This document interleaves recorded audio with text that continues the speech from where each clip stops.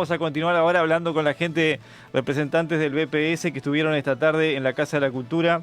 A las 19:30 estaba prevista una actividad y bueno, y tenemos la oportunidad de estar con ellos ahora y que nos cuenten de qué se trató esta actividad, que se presenten también ante la audiencia que está escuchando la radio.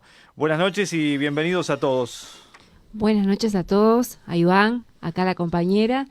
Bueno, un placer estar acá con ustedes.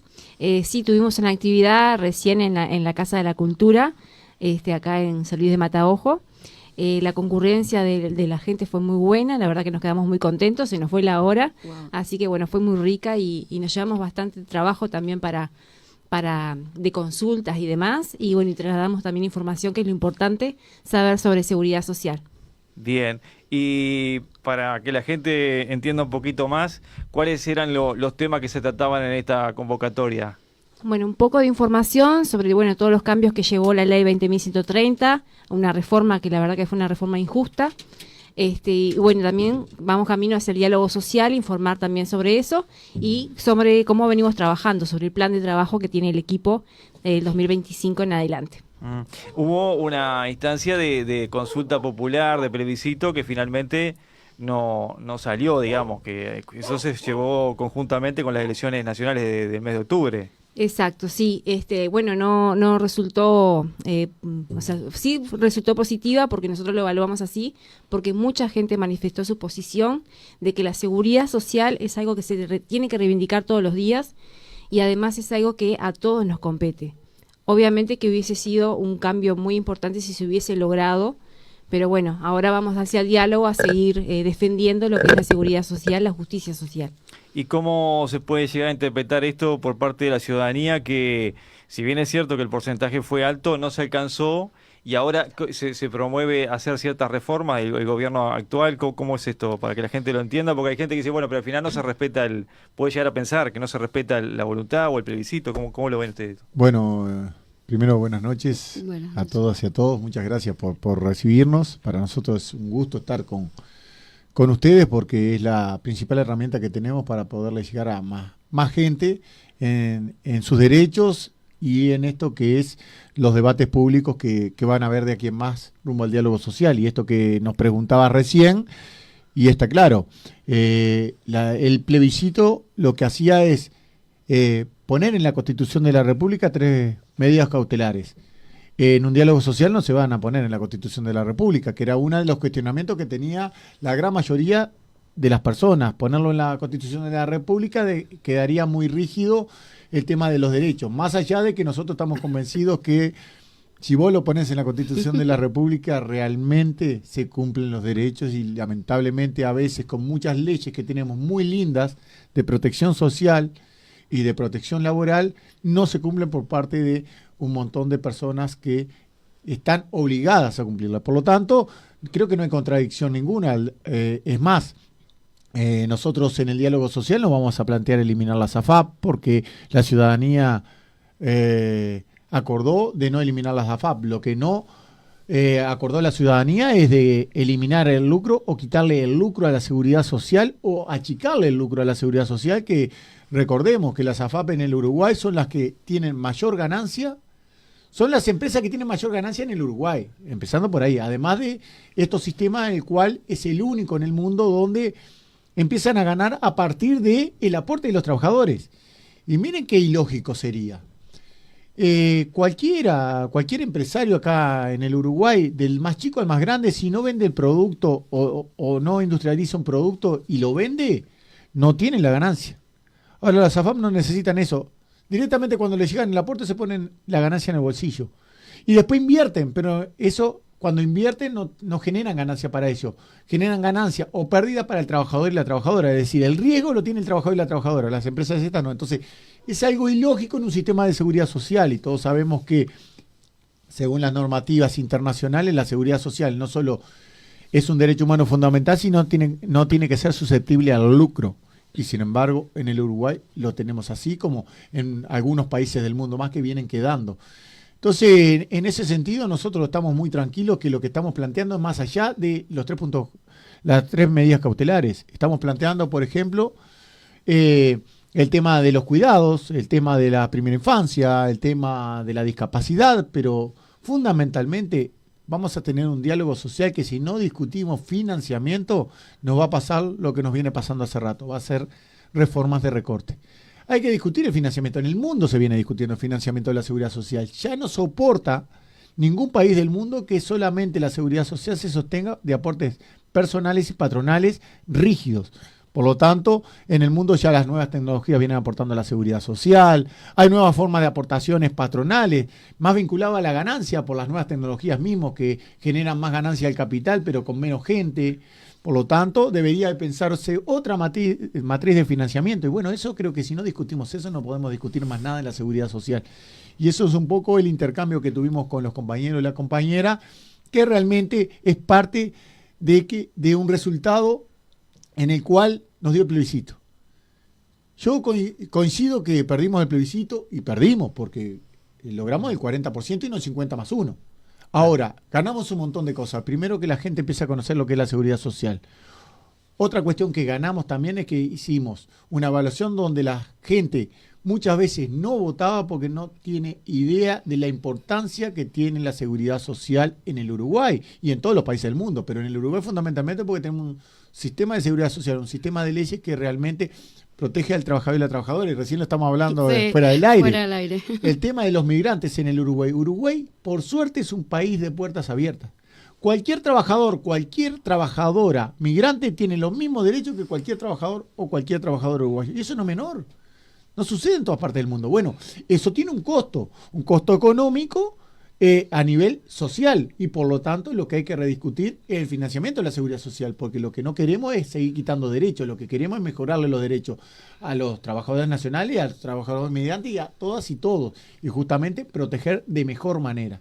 Eso es un poco lo que se viene planteando rumbo al diálogo social, y tenemos amplios acuerdos. Yo creo que en pila de puntos que venimos planteando tenemos amplios acuerdos, los cuales los vamos a materializar o no en ese diálogo social que se viene por delante. Una de las cosas que quedó planteada en la ley del gobierno anterior era de que las personas se iban a jubilar a partir de los 65 años, ¿verdad? Sí. ¿Eso va a quedar como está? Bueno, uno de los puntos que nosotros tenemos es volver a los 60 años de edad y poder tener la libertad de elegir. Porque acá estamos hablando de libertad. ¿Por qué me tienen que obligar a trabajar hasta los 65 años cuando en el Uruguay ya a los 55 años no conseguís trabajo porque sos viejo? Imagínense, después de los 60 conseguir trabajo. Yo le pregunto a los vecinos, a las vecinas. Hoy en la charla decía, hay algunos compañeros trabajadores que tuvieron que abrir un unipersonal para tratar de poder seguir trabajando porque no llegan a los años de servicio. ¿Por qué? Bueno, yo quería comentar de eso y disculpa que te interrumpa. Dale. Yo tengo un monotributo MIDES de hace 3 años. Es algo que yo venía investigando desde antes de llegar aquí al Uruguay. Ayer un niño que de aquí a Solís le mandaron como deberes hacerle 4 preguntas a un inmigrante. Y una de esas preguntas era, ¿por qué elegiste Uruguay? Me leí las leyes. Los invito a que se lean todas sus leyes, la de la Constitución, las del BPS, sus deberes, sus derechos, todas esas cosas son importantes. Y Uruguay, que era lo que hablábamos, es uno de los países que tiene las leyes más fáciles, que tiene una ley que arropa de verdad a su ciudadano, los quiere. Esa ley se ve que quiere a sus ciudadanos. Que tiene que tener reforma, es verdad, muchas las acabas de nombrar, con todo respeto, ¿no? Que hay que mejorar, sí, hay que mejorar, sobre todo la parte del personal. Tenemos un problema, y digo tenemos porque a mí me ha tocado ir a otros departamentos a que me den una atención, no porque el de aquí sea malo, no estoy nombrando ni el de aquí porque puedo ir a Mina, pero resulta que en Montevideo tienen más conocimiento de las leyes del BPS que en otros departamentos, no voy a decir cuáles. Entonces eso es importante, que también se aboquen a que sí, vamos a tener esta ley, la aprobamos y qué bien, ¿y qué hacemos si el personal no lo conoce? Y tú vas y le dices, mira, ¿cómo hago para que esto de este color me pase a blanco? No sé. Espérate, llaman a la supervisora viene, tampoco sé, espérate, van a las leyes, a leer las leyes, porque no saben cómo pasar esto de este color a blanco. Entonces, está buenísimo que cambie. Perdón porque de verdad los escucho y me encanta, ¿no? Pero soy muy polémica, Iván lo sabe, yo creo que esa fue tu intención. Pero lo digo en la mejor onda, y la mejor onda positiva, porque los cambios tienen que venir, pero venir como deben ser, con fuerza, que llegue al que tiene que llegar, no que se quede solamente escrito. Para mí no sos polémica, sos realista. Perdón. Porque te lo digo porque es lo que venimos planteando desde hace unos años, donde el gobierno anterior desmanteló al Banco de Previsión Social en su cantidad de funcionarios, donde no hubo capacitación o muy poca capacitación, donde se alejó de la gente. Hoy lo dijimos en la reunión, porque no nos cabe en prenda, porque nosotros somos el director en representación de los trabajadores y las trabajadoras del Uruguay dentro del Banco de Previsión Social. Entiendo. Y venimos reclamando eso desde hace rato, porque tenemos un montón de leyes, un montón de cosas muy lindas de protección, muy lindas en el BPS, pero tenemos 10.000 expedientes trancados por falta de gente para que trate de revisar esos expedientes. Por lo tanto, nunca es culpa de la gente, es culpa del sistema. Y lo que se hizo a través del gobierno anterior es desmantelar el BPS. Lamentablemente desmantelar el BPS. Y lo terminó de desmantelar con la ley 20.130, quitando derechos y generando más trabas para poder acceder a los beneficios de las prestaciones. Y hay proyectos para eliminar esa burocracia, porque yo estoy en un trámite que tiene más de 6 meses, donde yo estoy de manos atadas, a pesar de que me conozco todo lo que he hecho, porque ustedes tienen un convenio. Quiero decir 2 cosas súper importantes para los que están allí, los convenios que tienen con Mercosur. No solamente con Venezuela, con Mercosur, que si ustedes tienen hasta en la frontera con Brasil aportes, ustedes pueden sumarlos a los que tienen aquí, y si tienen la edad se pueden jubilar, ¿ok? Le pueden hacer el trámite, ¿no? Es obviamente. uno de los países del mundo, Uruguay, que tiene más convenios internacionales, no solo en América Latina, sino en el mundo. Sí. Es uno de los países que abrió su frontera, y no solo abrió su frontera, sino desplegó toda su capacidad para poder reconocer los años de servicio de otros países y viceversa. Que eso es un derecho y que nosotros lo hemos peleado desde el movimiento sindical, que debería ser así como está globalizado el empleo, tenía que estar globalizada la seguridad social. Y no importa en qué país trabajes, sino el derecho lo vas trasladando en países como se trasladan las multinacionales, como se traslada el empleo, porque así como se traslada las multinacionales, se traslada el empleo, se traslada a la gente. Exacto. Y eso no podemos perder derecho, porque somos trabajadores y trabajamos, porque si no, no tenemos ingresos. Claro. Por lo tanto, deberíamos de trasladar con nosotros todos los derechos. Como una sucursal. Exactamente, porque en definitiva debería ser un mundo sin fronteras para que todo el mundo viva feliz, pero bueno, eso no sucede, estamos peleando en eso. Y vuelvo a lo que te decía anteriormente. ¿Hay cuestiones de burocracia? Y quizás sí, y hay. Es más, con el directorio nuevo lo que estamos tratando de hacer, porque realmente muy preocupado dentro del directorio nuevo, los 4 directores políticos, y lo que estamos haciendo es tratar de simplificar muchos trámites que se hacen hasta 4 veces. Eso es lo primero. Ahora, igual sin gente no se puede hacer lo demás. Por lo tanto, también se necesita el ingreso de gente y se necesita cambiar los procesos de trabajo. Porque cambiaron también los procesos de trabajo, lo cual enlenteció más lo que ya venía lento. Entonces, lamentablemente, nosotros tenemos una visión, un respeto y una defensa del BPS y de la seguridad social impresionante. Y lo que nosotros vimos ahí o analizamos es que lamentablemente a algunos no les gusta que tengamos un banco de previsión social como el que teníamos, no como el que tenemos, como el que teníamos allá por el 2019, donde en la pandemia, si nosotros no hubiéramos tenido el banco de previsión social, el Uruguay hubiera sido otro totalmente destruido. Sin embargo, fue el amortiguador fundamental de la pandemia. La gran mayoría de los uruguayos y uruguayas tenían una prestación, estaban cubiertos, por más que no tenían laburo. Y tenían los fondos. Porque una cosa es tener las leyes, otra cosa es tener los fondos. Porque, sí, yo tengo las leyes, pero no hay fondos. Porque te lo pueden responder así. Sí, pero resulta que no hay fondos porque los gastamos en agua que no había, supongamos. Claro, pero en el Uruguay, por suerte, tenemos eso diferenciado, son entes autónomos con una legislación diferente, y eso protege a la seguridad social. Eso es bueno recalcar. Más allá de la crítica que tenemos nosotros contra el ahorro individual, que es nefasto porque está generando pensiones vitalicias muy bajas, como lo que pasó en Chile y en otros países del mundo, pero Más allá de eso, tenemos un sistema de seguridad social que podemos estar orgullosos de los uruguayos y que hay que mejorarlo, siempre hay que mejorarlo, y que hay que mejorar la atención, la administración y la cercanía con la gente, ni que hablar, porque este directorio está muy comprometido con ese tema. Excelente. ¿Puedo hacer otra pregunta, Iván? Adelante. ¿O tienes algo que decir? Es súper rápido porque esto me interesa mucho y pasa porque obviamente estoy con un grupo de migrantes y ONG y está llegando una oleada de migrantes que no desconocen que ellos pueden entrar al BPS, o que los empleadores también lo desconocen, que ellos pueden tomarlos como empleados y registrarlos con su pasaporte. Si estoy errada, por favor, me corrigen. Pero esto es bueno que se difunda, que lo sepa el que está ahí atrás, el que está escuchando, que lo sepan. Por favor, díganle a sus empleadores que los pueden registrar. Está en la ley, con su pasaporte que le sellaron legalmente cuando entraron a este país, o con el documento que le dan en migración. Pueden trabajar, señores, y los pueden tener en cajas con todas las leyes. Trabajen de manera legal, no dejen que le den dinero en mano, trabajen legal. Totalmente. Si me equivoco, porque muchos no tienen ese desconocimiento, ¿no? Porque acaban de llegar, pero hay unos que tienen hasta 2 años y no lo saben. Ahí hay una cuestión que en el Uruguay lo que se exige es la cédula de identidad uruguaya. Es muy fácil de tramitarla. Sí. Pero a su vez se flexibilizó hace muy poco tiempo. Por ejemplo, los obreros de la construcción, donde tienen un aporte unificado y cobran aguinaldo y licencia a través del Banco de Previsión Social, y antes se podía cobrar solamente con la cédula uruguaya que hayan retirado la cédula uruguaya, y podrían cobrar. Sin embargo, se flexibilizó y con el documento de origen podían cobrar y pueden cobrar el aguinaldo y la licencia de la construcción.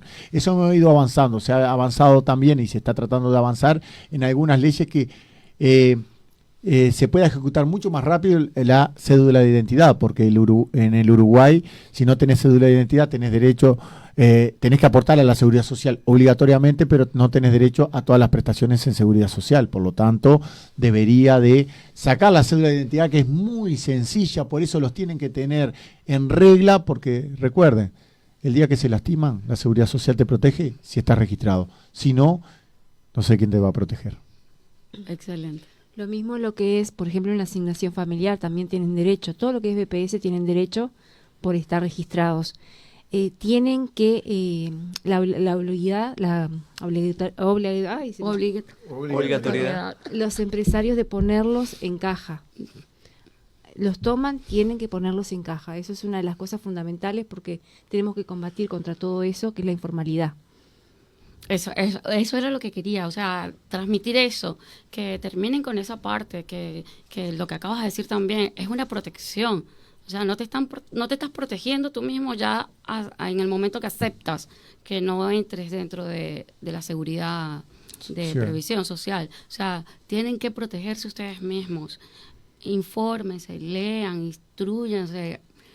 Mira, esto es una oportunidad que no se ve, yo creo que en Latinoamérica, aquí no sé dónde más, que ustedes vengan por departamento, por ciudades, a hacer este trabajo, a escuchar que yo no sea polémica, sino que sea sincera. Esto es espectacular. Aquí vino la ministra de Vivienda a escuchar a 5 cooperativas. O sea, son oportunidades, señores, que hay que aprovechar, que a mí me emocionan, que me hacen sentirme más uruguaya que nunca, porque dentro de poco voy a tener mi ciudadanía. Me tengo que aprender el himno más largo y hermoso del mundo, que es este. Sí. Muchos uruguayos no lo saben. Les he preguntado, ¿sabe cuál es el himno más largo y hermoso del mundo? No sé, el uruguayo. ¿Cómo no lo vas a saber? Así que esto también que les quede. Justamente algo que vos dijiste que es importante. La protección social no va solamente en cuando me lastimo o cuando me enfermo, porque me quedo sin laburo, porque es real. El mercado laboral uruguayo no es estable y hoy te podés quedar sin trabajo y mañana conseguir otro. Bueno, estás amparada del seguro de desempleo, Por lo tanto, tenés derecho a los niños, tenés ayudas especiales, las famosas AYES para niños con discapacidad, tenés ayuda de foniatra, tenemos algo que a nivel mundial hemos sido ejemplo, que es a cada niño nacido en el Uruguay se le saca una gotita de sangre del pie para analizarlo por si tiene una enfermedad congénita, la cual tomada a tiempo le puede mejorar la calidad de vida o directamente mejorarle del todo la calidad de vida a ese niño, a esa niña. Y a la familia también. Y a la familia. Por lo tanto, tenemos, y eso es seguridad social, tenemos prestaciones que realmente son muy importantes. Lentes, prótesis, sí. órtesis. Sí, yo estoy con eso de los lentes porque, por ejemplo, en mi caso, ahora que dices lo de los lentes, para que también sepan cómo va lo de los lentes. Yo tengo 6 meses que tengo que renovar los lentes porque me avanzó por una enfermedad que tengo, que siempre la vengo a comentar aquí con Iván. Sufro de endometriosis y ahora me detectaron artritis reumatoidea. Un problema con el lenguaje, se nota, ¿verdad? Yo tengo problemas con el lenguaje. Pero bueno, ya tengo que renovar los lentes y me dan el beneficio con 6 meses, pero porque me avanzó. Y hay mucha gente que no lo sabe. Si te dieron hace 6 meses, ¿por qué te van a olvidar porque eres venezolana? No, señores, es porque en la ley lo dice. Es un derecho. Que es un derecho porque me avanzó Si no, todos tendríamos que ser venezolanos. Es por eso. Creo Y me dicen, me voy a tener que revés. sacar una cédula venezolana. Y yo, no hace falta. Los legisladores, por lo menos, pensaron en ustedes como ciudadanos. ¿Sabes? En realidad, esa parte, ¿no? Te voy a corregir ahí. No son los legisladores, es la correlación de fuerza del movimiento sindical uruguayo que ha logrado tener todos estos derechos gracias a las luchas históricas que tuvimos en el Uruguay y que logramos que esto que hacemos día a día, recorrer el país, hablar con la gente, escuchar bien para después ir a proponer, que es lo que hacemos para el diálogo social. Primero escuchamos a la gente, nosotros no somos ningunos iluminados, ninguno de los que están en el equipo, al contrario, tenemos los oídos bien abiertos para escuchar a la gente, para que esa preocupación de las personas, de los ciudadanos, de cada territorio, lo llevamos y lo tratamos de transformar en propuesta, y la propuesta la tratamos de luchar y lograr el objetivo para concretar o un derecho o un beneficio o una realidad para los trabajadores y trabajadoras. Pero el Uruguay se ha caracterizado por tener una central única de trabajadores, la cual le da una potencia bárbara en la discusión, y aparte una central sindical propositiva. No es de lucha solamente, luchamos, pero primero tenemos propuestas. Encontramos el problema, hacemos la propuesta y luchamos a través de ella, por eso las leyes que tenemos. Muchas de las leyes, lamentablemente, en la lucha para lograr esas leyes perdimos muchos compañeros y compañeras en el Uruguay. Tuvimos una dictadura donde nos quisieron arrasar con todo y el movimiento sindical se paró firme y pudo sostener un montón de derechos que hoy gozamos plenamente y muchos no lo saben. Y bueno, eso también nos sentimos muy orgullosos del movimiento sindical uruguayo, porque las cosas no se construyen solas, se construyen desde la gente, desde el pie y en colectivo, y eso es lo que hacemos día a día. En colectivo y en democracia. Y en democracia. Yo me disfruté todas las elecciones porque es lo máximo. Ver la alegría de ustedes, de cómo, o sea, a pesar del frío, porque ese día hizo un poco de frío, pero estaba bello el día y había alegría. Así que los aplaudo, lo disfruto y sé que vienen tiempos buenos, tiempos nuevos. Yo siempre vengo también a hablar de Dios y el tiempo de Dios es perfecto. Que ellos hayan llegado a hablar, cuando yo vengo a hablar de enfermedades, del BPS, que tengo un trámite, el tiempo de Dios para mí es perfecto. Porque yo me iba y pues, bueno, que vamos a hablar, pues. Entonces, ya que vamos a hablar, ¿tienen algo para promover con lo que es las personas que tenemos estas patologías? Por ejemplo, tú me ves súper sana y yo tengo 9 años. Iván sabe cuántos años tengo. 9 años. O sea, ya casi estoy pisando ahí para jubilarme, pero no puedo seguir. Ya intenté tener un empleo de horarios. ¿Y quién me va a dar un empleo si vivo con una migraña 2 días, 3 veces al mes? Que se convierte en cefalea. Nadie. Y a mí que me gusta trabajar y darle 12, 5, 8, 4 horas, no importa. Porque después tengo que ir a trabajar a la casa, ¿no? No puedo. ¿Qué han pensado o saben algo de estas patologías? Porque las que yo he leído no están, ni las que sufrimos algunos, no están dentro de el trámite para jubilación por esas patologías. Yo estoy en unas porque, bueno, ya la endometriosis me llevó a otro nivel. Pero hay algo más para esas personas. Yo por lo menos llegué a otro nivel a esta edad. Pero y esas personas que tienen esas patologías como la fibromialgia, que la conocí aquí, y hay personas que sufren en silencio porque los tratan de locos. Sí. ¿Tienen algo ustedes por allí o saben de algo? No primero, informarle que el BPS también tiene el Centro de Enfermedades Raras del Uruguay. Sí, lo conozco. Cuando no son enfermedades raras, son patologías, el Banco de Previsión Social lo que tenés que hacer es ir, y si vos no podés seguir trabajando, ir a solicitar una jubilación por incapacidad física, donde tenés que llevar todas la historia clínica de los últimos 2 años y ver a ver si llegamos al baremo.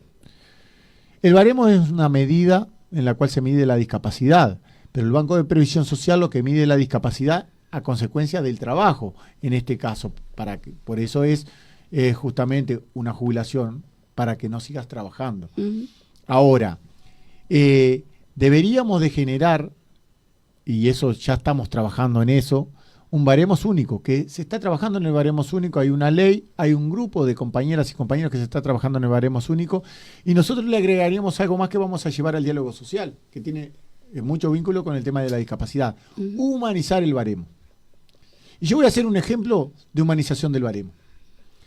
Un trabajador rural que trabaja todo el día en el tractor, se amputa las 2 piernas. Un administrativo en Montevideo se amputa las 2 piernas. ¿No es la misma discapacidad? Es la misma, lo único que cambia es el tipo de empleo. Porque trabajo es lo que pasamos. ¿Pueden trabajar los dos? ¿Pueden trabajar los dos? El administrativo seguro, porque con silla de ruedas y accesibilidad puede seguir haciendo el mismo trabajo. Pero no con la misma capacidad. No importa porque le faltan las piernas, no las manos, claro. Y puede seguir trabajando de la misma manera. Sí, sí. Va con la silla de ruedas, no con una silla. Atiende, ahora, claro. ¿Y el empleado rural? Viste que hay que humanizar el baremo, hay que mirar esos detalles finos de las situaciones sociales y económicas de las personas para tratar de puntuar el baremo, porque en realidad es eso, es el Banco de Previsión Social te daría una prestación para que vos no sigas trabajando porque no tenés la capacidad para poder seguir trabajando. Claro. Por lo tanto, habría que medir esas cosas. Eso se llama humanizar el baremo. Y eso lo podemos medir en un montón de cosas, porque la discapacidad o la jubilación por incapacidad total, que se llama ahora a partir de la ley 20.130, es incapacidad total para toda tarea. Uh-huh. Si yo puedo, por ejemplo, hablar en este micrófono, capaz que me faltan las 2 piernas, no tengo incapacidad total. Lo que se mide es eso, es para la tarea. Justamente es para eso. Esa es la normativa que tenemos hoy en día. Que nosotros hemos planteado un montón de cosas para humanizar, sí es cierto, pero también nosotros venimos planteando a través del movimiento sindical la inclusión de las personas con discapacidad, porque no está bueno que una persona joven la saques del mercado de trabajo y se sienta, lamentablemente, inútil. Entonces, lo que hay que hacer es incluir a esas personas en el ámbito de trabajo, que también tenemos una muy buena ley que no se está cumpliendo totalmente, lamentablemente, o se está cumpliendo muy poco. Pero ahí hay que cambiar la visión. Cuando vos tenés una persona con discapacidad, en vez de que genere una pensión, vos poderla incluir, que se sienta parte de esta sociedad que es tan linda, y que se sienta parte de ese trabajo, vos tenés que hacer 2 cosas primero. Hacer el acompañamiento y preparar el campo. ¿Qué quiere decir eso? Es muy sencillo, en una línea de producción, poner una persona con discapacidad. Los primeros días los compañeros van a estar re contentos porque estamos haciendo parte de la inclusión. Un día viene cansado uno de los compañeros que no tiene la discapacidad y va a decir, mira, este gana lo mismo que yo y hace menos. Entonces, lo que se llama eso es preparar el campo y acompañar. Por eso hay un montón de leyes, no solo de jubilarse, es tratar de que la persona tenga la libertad de poder ser siempre parte de esta ciudadanía, de tener la ciudadanía completa, es decir, poder trabajar, poder cambiarse, poder ir a disfrutar, poder ir al estadio, poder hacer todo eso. Entonces, va más allá de una jubilación. Sí. Y eso es lo que venimos planteando, porque en definitiva la Secretaría de Discapacidad del PCNT ha hecho un trabajo muy bueno donde se lograron leyes y lamentablemente no tenemos todavía la correlación de fuerza para poder lograr que en todos los ámbitos de trabajo se cumplan las cuotas, porque se viene trabajando, pero no se cumple. Y según el gobierno, según la inspección que tengas del trabajo, es si se cumplen o no. Yo te puedo decir que en el último periodo, lamentablemente, casi ni inspectores de trabajo tenía. Entonces los empresarios dicen, ¿para qué voy a poner personas con discapacidad? Sí, yo puedo poner personas que no tengan ninguna discapacidad y me rinden más para generar mejor ganancia para mí. Entonces, no solo es la intención, sino el acompañamiento, la correlación de fuerza y después tratar de que el gobierno como garante, el Estado, perdón, no el gobierno, el Estado como garante siga esos procesos de cambio, porque si no, no hay inclusión segura y a veces no hay que hablar solamente de la jubilación, sino hay que hablar de lo que quiere el ser humano, porque ellos dicen, sin nosotros nada, porque son ellos los que terminan decidiendo.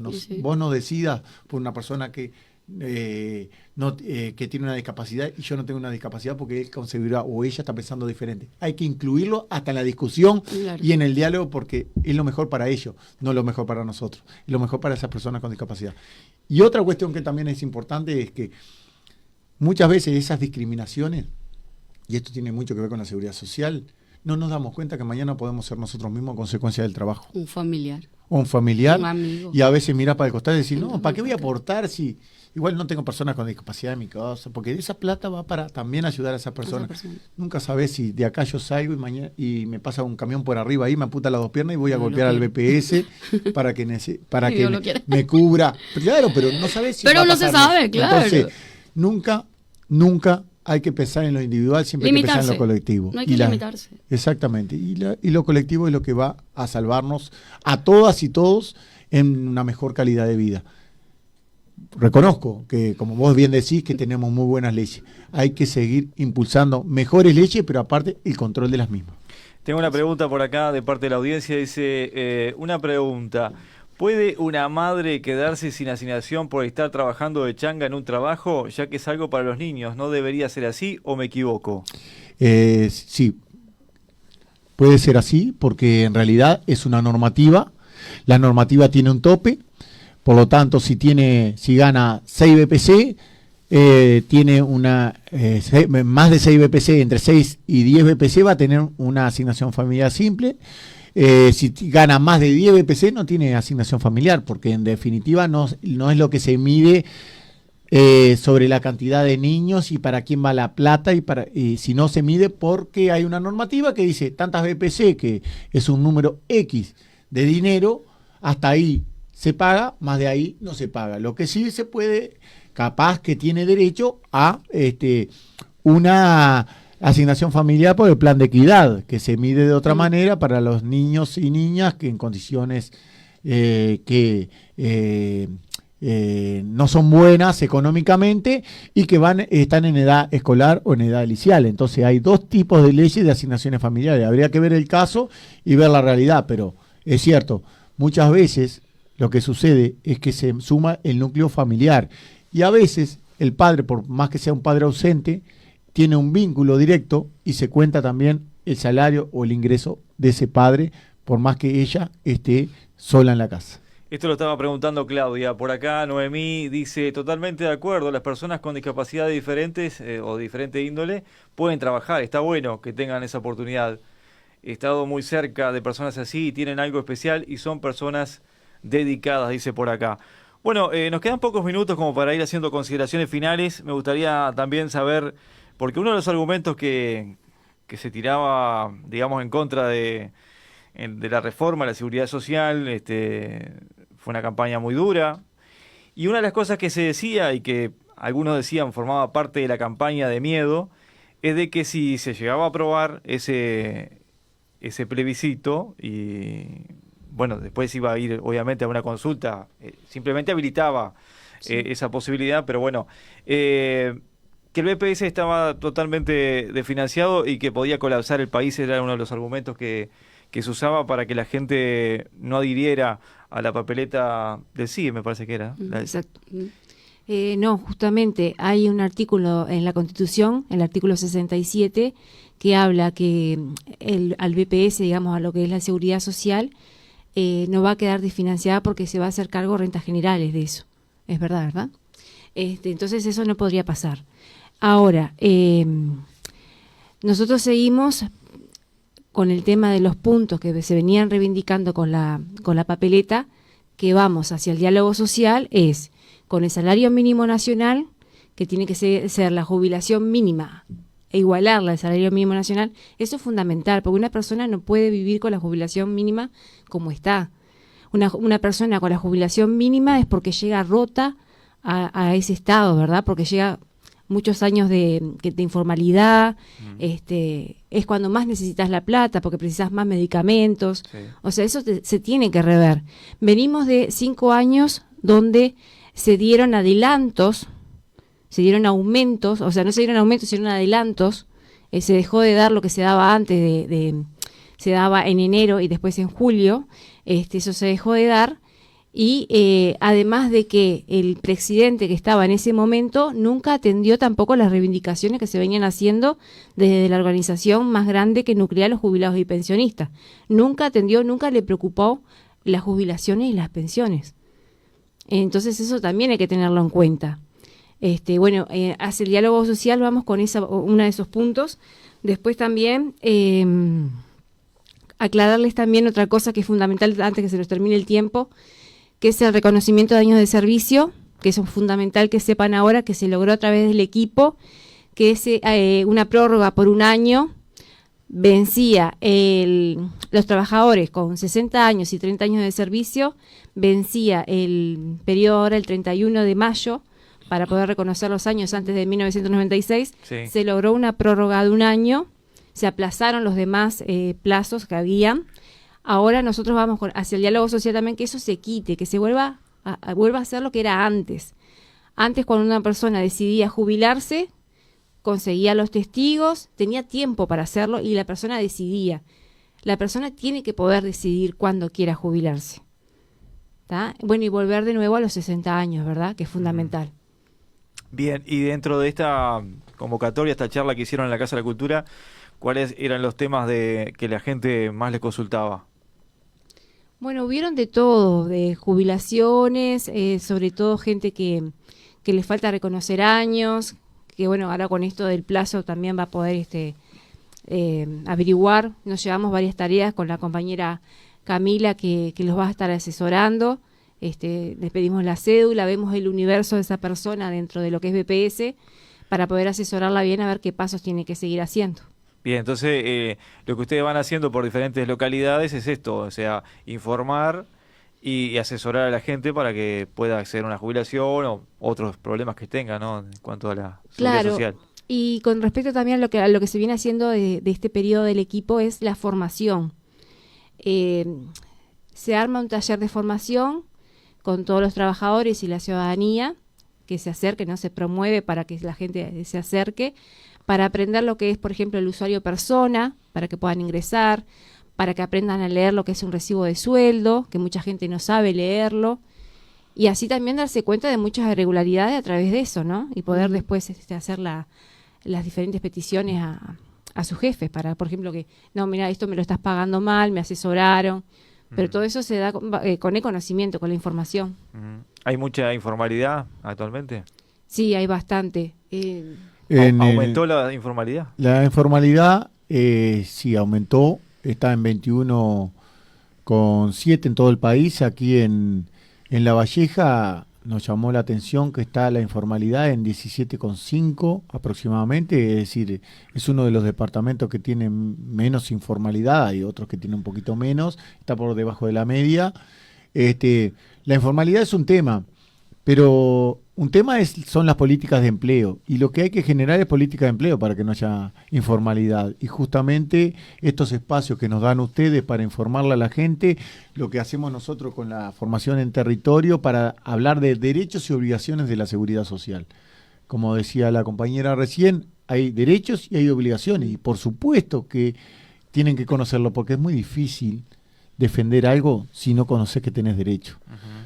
Por suerte tenemos una locutora que nos dio para adelante en ese sentido, así que todo el mundo va a salir a formalizarse. Así que el Banco de Previsión Social agradecido, porque en definitiva nosotros creemos lo que decía la compañera, que el Uruguay tenemos un buen sistema de seguridad social, perfectible, mejorable, pero tenemos un buen sistema de seguridad social y es muy atractivo para que todos y todos, más allá de la obligatoriedad, para que todas y todos estén registrados en la seguridad social, porque protege a toda la familia desde antes de nacer hasta después de morir.